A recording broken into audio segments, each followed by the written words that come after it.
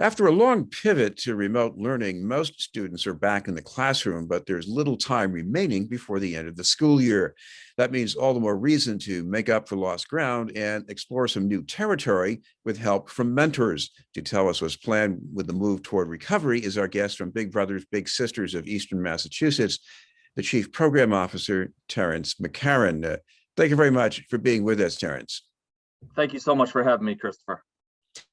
Terrence, I want to start with what you're going through right now, because you've had all this time mentoring with remote connections. Now we're going into a different world. What's happening at Big Brothers Big Sisters? Yeah, I wanted to start off and say that, I appreciate our families and our mentors so much for sticking with each other over the last 15, 16 months. It's really incredible the resilience we've seen in our program. Our mentors, families, guardians, mentees all figured out meaningful ways to stay connected with one another and keep their matches going. But there is a great sense of optimism right now that our matches are getting back out in the community again. You're going to see mentors and mentees out at the park throwing a football or grabbing a slice of pizza and eating in the park. And so we're really looking forward to kind of being back out, being safe and responsible, but getting back to what we do best, which is, painting the town red. Well, what about the attitudes of the families you serve? Because I can imagine, especially the younger people, they're getting tired of Zooming and not going out. And then on the other hand, you have parents who for a long time were reluctant to have these kids have in-person contact. How is that chemistry changing now? Absolutely. We have 2,500 matches that are going on right now, and every family is different.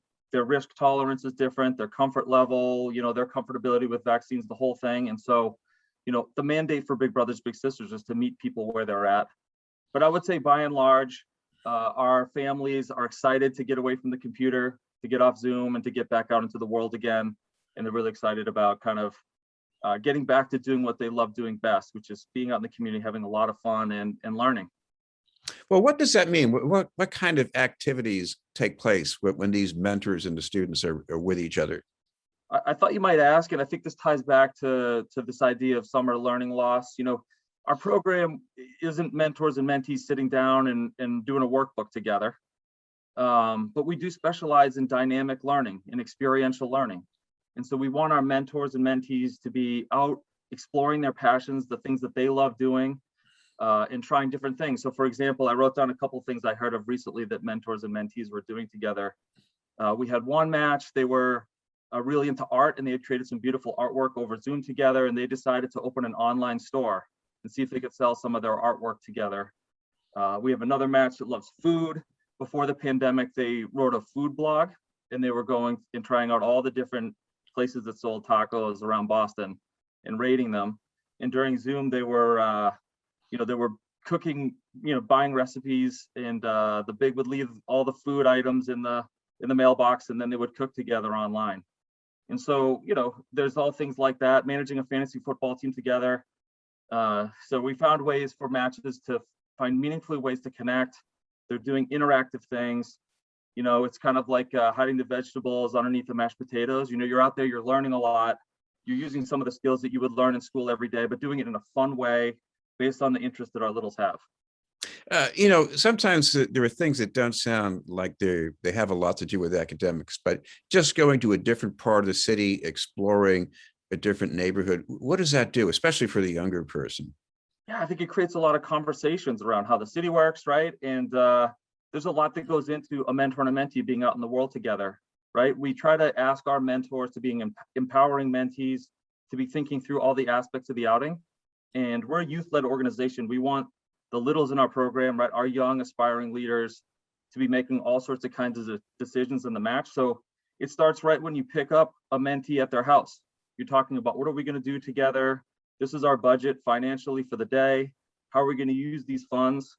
And we want to go out and have a lot of fun together. Let's talk about how we're going to get from A to B on public transit, for example. And then when we get there, right, we're experiencing a museum, we're checking out a new park.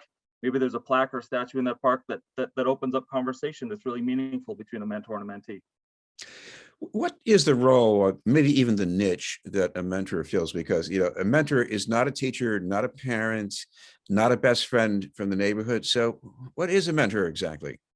That's a great question. And I think this really does relate back to this idea of kind of summer learning loss as well. And I think they play three really important roles. The first and most important thing is they're a social and emotional support. We know this is going to be a very difficult time for young people, that they're going to be struggling from a social and emotional standpoint. And so mentors are encouraged to be looking after the social and emotional well-being of young people.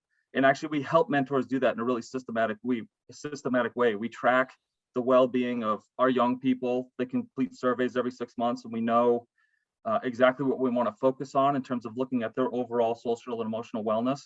And we're pushing our mentors to come up with specific plans to talk to a guardian a little about, so that they can practice those social and emotional skills. And so that would be the first most important thing. I think mentors, as we discussed, are also, creating dynamic learning experiences. And then lastly, they're almost like a resource coordinator, right? They might work with our staff and with the guardian to try to identify fun things, but also meaningfully enriching things for a young person to be engaged in the community, looking at internships and camps, for example, looking for scholarships to make sure that we can find low cost, no cost opportunities for our young people to be continuing to develop and reach their potential. I know you stressed the social and emotional angle. You were a mentor yourself going back a while. How did you adjust around that when you were the mentor? Yeah, I think every young person in Boston is different and brings a different set of experiences. And I think for me, I really worked on being an excellent listener. My little brother, who's now not so little, he's now 31. We've been together for almost 18 years, and we still are in great contact to this day. He had a lot of challenges and complications in his life that I couldn't relate to. I was really aware of my privilege in our match, and the agency made sure that my mindset going in was to be an excellent listener. And I did a lot of practice and learning about how to really be an effective listener, and somebody that prompted thoughts and prompted ideas and tried to empower my little to think through solutions to challenges that he was facing. And honestly, it's made me a better person. I hear it all the time as a chief program officer at Big Brothers Big Sisters that, that mentors get more from this program than the mentees do. And that has 100% been true for me in my life. And being a mentor in Big Brothers Big Sisters is one of the most important things I've ever done. So when you're trying to help someone else up their game, I guess you end up upping your own or raising the bar for yourself. Why do you think that happens? Yeah, I have a couple thoughts. One is that, it's a great leadership opportunity to look after the well-being of another person. When I started being a mentor, I was in my early 20s. I hadn't had a lot of really important things entrusted to me. And it was a really powerful thing to partner with a guardian and play a really important role in the well-being of a family. And the second thing is, no matter who you are, you might have a lot in common with your mentee, or you might not. It is an incredible empathy exercise to get to know somebody who will be different from you in a couple ways, and to really understand a different perspective on the world. Now, of course, you have followed up over the years with the students who are being mentored and what they felt they got out of it in terms of their feelings or their schoolwork. What did you find out from them? Yeah, I think what we hear from mentees, especially ones down the line who can articulate this, they're saying, my mentor was always there for me. I had somebody in my corner. If something came up in my life, I knew I could turn to somebody who was going to be there for me.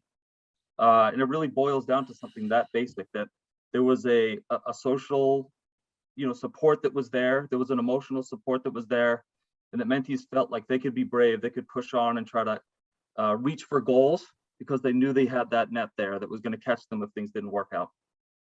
Well, for people who want to volunteer, I think some of them might be wondering, how much time you need from me as far as any guidance about how to do this, especially at the outset. What can you tell our viewers about that?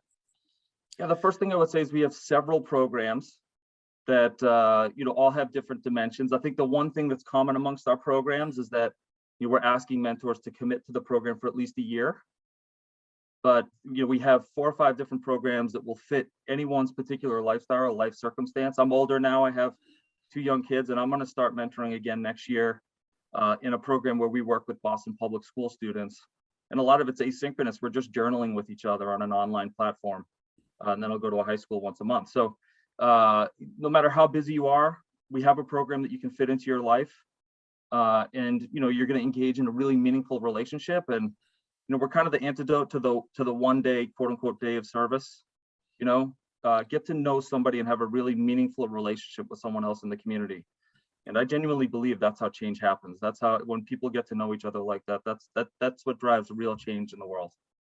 Well, with a program like yours, you want to provide some cultural compatibility, but at the same time, you still want to let people range outside their comfort zone. So as far as students, especially, what should they be thinking of, especially if they maybe want to sign up for this?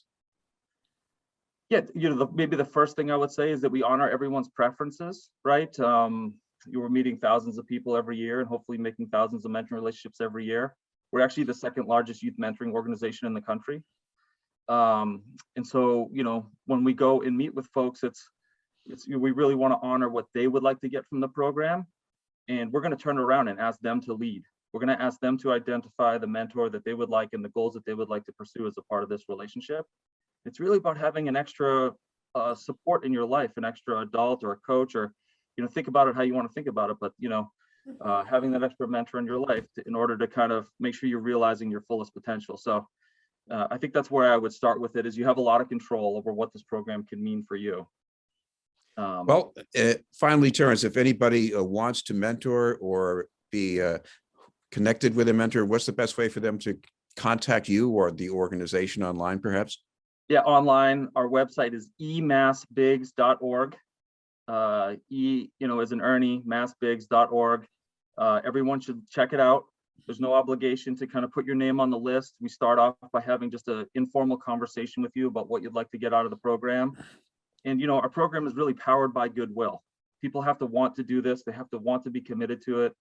And that's what makes our program great, is everyone's there because they want to be there and they're passionate about making a change in the world. And they believe that relationships is the way to do that. Well, thank you very much for taking the time to get us prepared. Awesome. Thank you so much, Chris. Take care. Terrence McCarron from Big Brothers Big Sisters, Eastern Massachusetts. We'll have more news in just a moment.